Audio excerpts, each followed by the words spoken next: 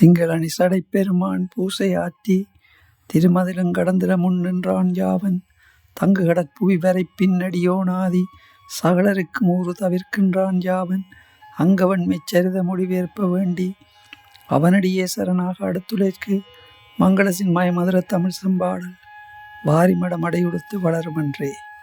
பெற்ற வாக்குவளம்.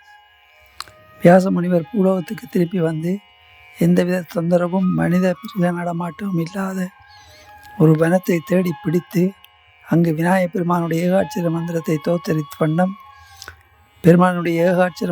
தோத்தரித்த வண்ணம் தவம் புரியலானார். அவ்வாறு 12 வருஷங்கள் இடைவிடாமல் கடும் தவம் செய்த பிறகு அவருடைய தவத்தையும் பக்தியையும் மெச்சி விநாயகர் அவருக்கு காட்சி தந்தார்.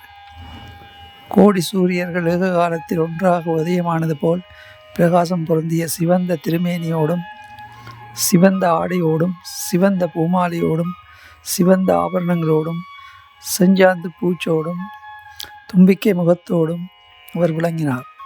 அந்த திவ்ய திருமேனியின் உக்கிரத்தை பார்க்கவும் வேதவியாசர் பயந்து தம்மிரு விழிகளை மூடிக்கொண்டார். அதை கண்ட தும்பிக்கை பெருமான் புன்சிரிப்போடு, பராசரன் புத்திரனே, நீ பயப்பட வேண்டாம். உன் மனதில் யார் நினைத்து இத்தனை காலமும் நீ அருந்தவம் புரிந்தாயோ அது நான் தான். இனி உனக்கு வேண்டிய வரங்களை கேள் என்று அன்பு ததும்ப கூறினார்.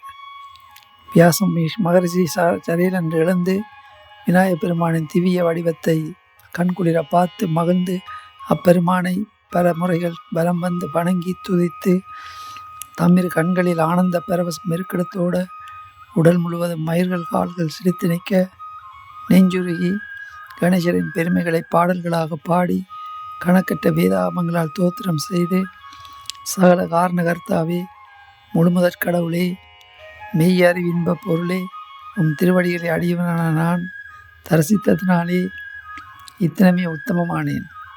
நான் செய்த தவமும் இன்றைய புனிதமாகியது. இந்த நாடு, இந்த ஆரண்யம் மற்றும் இங்குள்ள எல்லா பொருட்களும் இன்றைய பெருமை பெற்றன. இனியாவது என்னுடைய குறைகள் நீங்கும்படியான விதத்தில் என் அறிவு மனதில் தங்களை பூஜிக்கும் பக்தி பரவசத்தை நிரப்பி மெய்ஞான சுகத்தையும் தந்து எச்சமயத்திலும் என் இதயத்தில் குடியிருக்க வேண்டும்.